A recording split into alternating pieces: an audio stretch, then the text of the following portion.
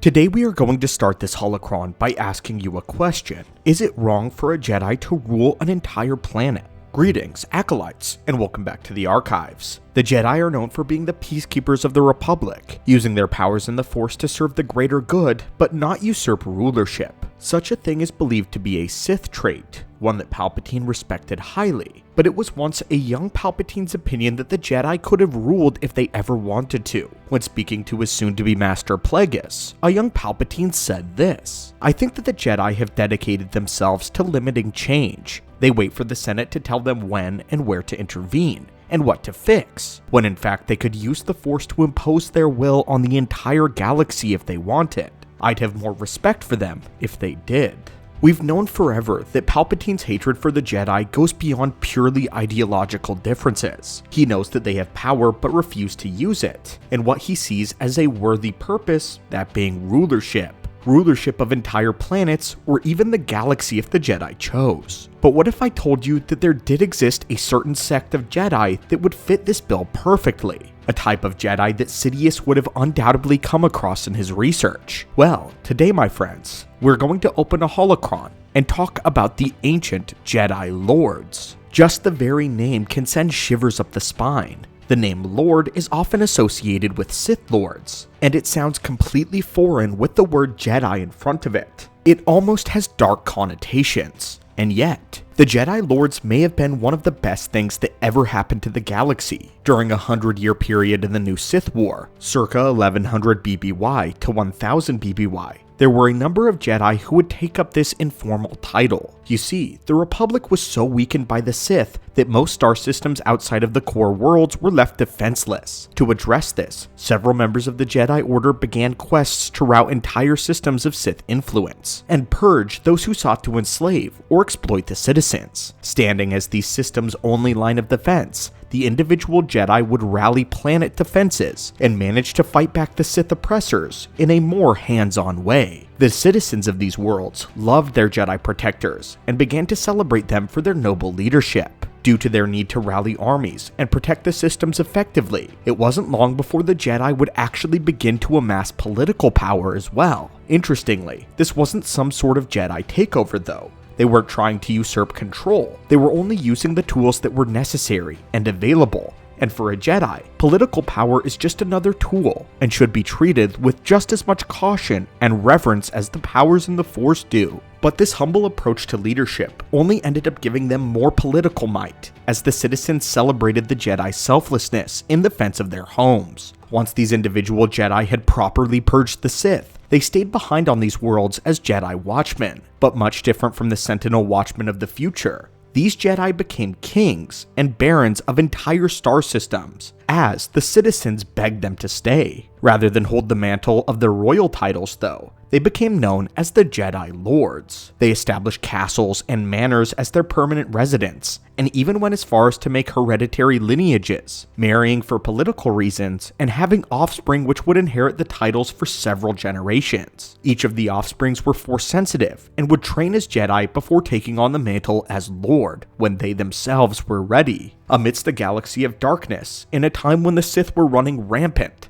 all of the systems under the control of a Jedi Lord stood as beacons of light and peace, sanctuaries of safety from anyone who suffered at the hands of the Sith. The Jedi Lords started gaining more and more power within the Jedi Order itself, as well as the political sphere. They would establish a council of their own, separate from the High Council, calling this the Jedi Grand Council. The Grand Council and the High Council constantly competed for power and the support of the Knights. Amazingly, the Grand Council was not under the jurisdiction of the High Council because it was completely comprised of Jedi Lords. Lords who made the decisions on their own behalf and on the behalf of the rest of the Lords who had built kingdoms around the galaxy. It was at this point that the High Council and the average member of the Jedi Order started to become wary of the Jedi Lords, believing that they may be accepting too much power unbefitting of a Jedi. During the latter days of the New Sith Wars, the High Council believed that Lord Hoth, who was serving as a general in the fight against the Sith, was becoming too radicalized, and so the High Council raised up a champion of their own who they believed possessed the facilities to spearhead the war.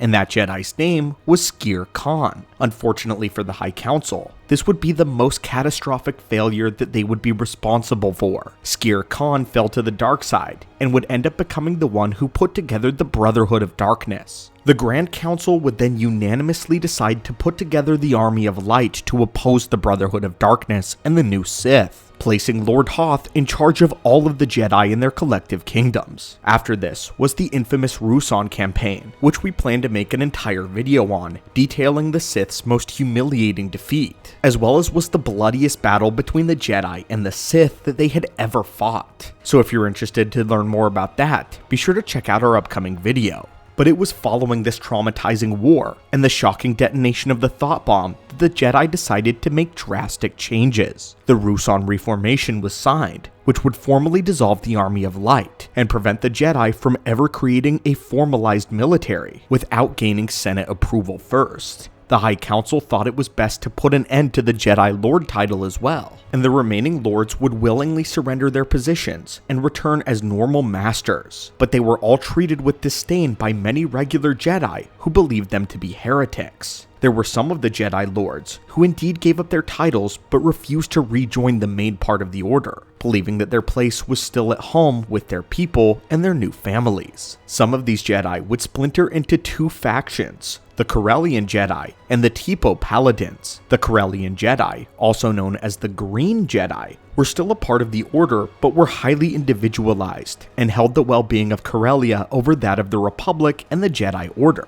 their loyalty still being with the people that they had sworn to protect. After being treated with contempt by their Jedi brothers at the end of the new Sith War, the Green Jedi would continue acting as the rulers and judicators of Corellia, establishing their own lineage on the world. They were still considered a part of the Jedi, however, they had a very rocky relationship with the main branch and the Council. They didn't adhere to most of the High Council's rulings and only acted to the benefit of Corellia, shirking all other Jedi duties. This would continue all the way until the Clone Wars, when the Green Jedi refused to interact with the Republic's politics and became a part of the Alliance of Neutral Systems. And unfortunately, they would all be largely wiped out and targeted by the Jedi Purge, Palpatine leaving no stone unturned.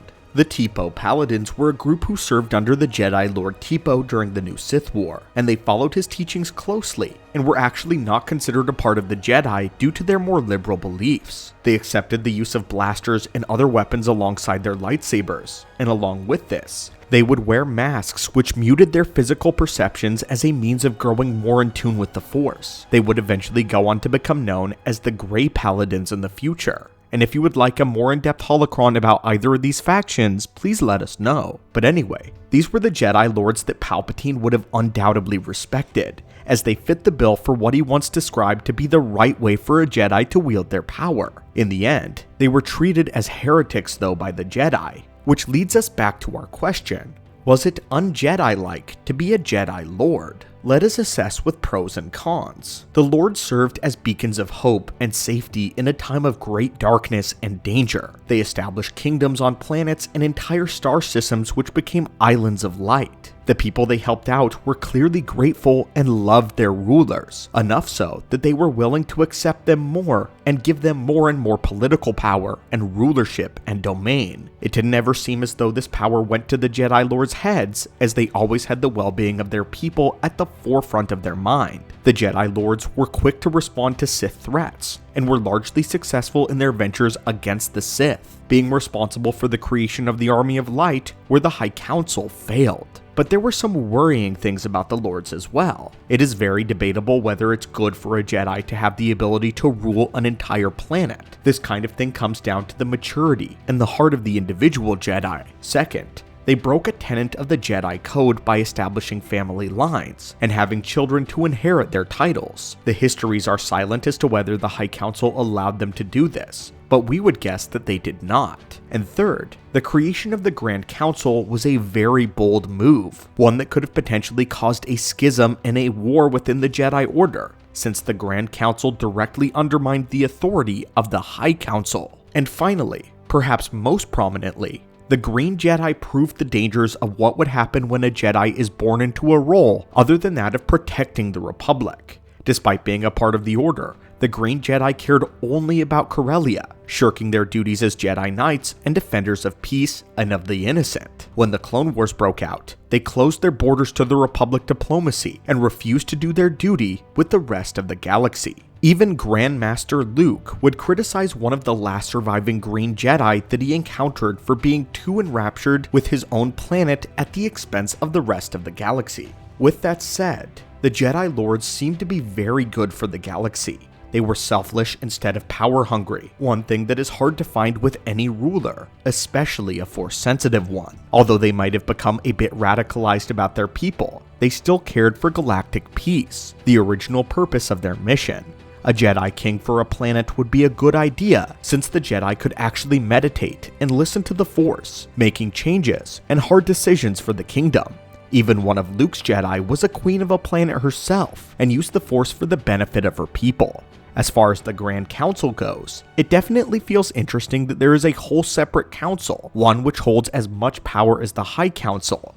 We know about the Council of Reconciliation, the Council of First Knowledge, and other minor councils, but they didn't hold nearly as much power and pull as the High Council did. Maybe the Grand Council would have been a good idea to keep the power and authority of the High Council in check. Perhaps if the two councils had worked together, it would have made a stronger government for the Order. But while the history is silent upon this matter, context clues make it sound like the High Council felt very threatened by the Grand Council. But what do you think, my friends? Do you think that Palpatine was right about the Jedi Lords? Is this the supreme version of the Jedi? The best version, one that even Palpatine would respect, and even admire, harkening back to this era? Do they seem like a welcome and a necessary part of galactic peace? Or do you believe that a Jedi's duty should be to the Order and to the Republic before their own throne? We would love to hear your thoughts and insights on this in the comments down below.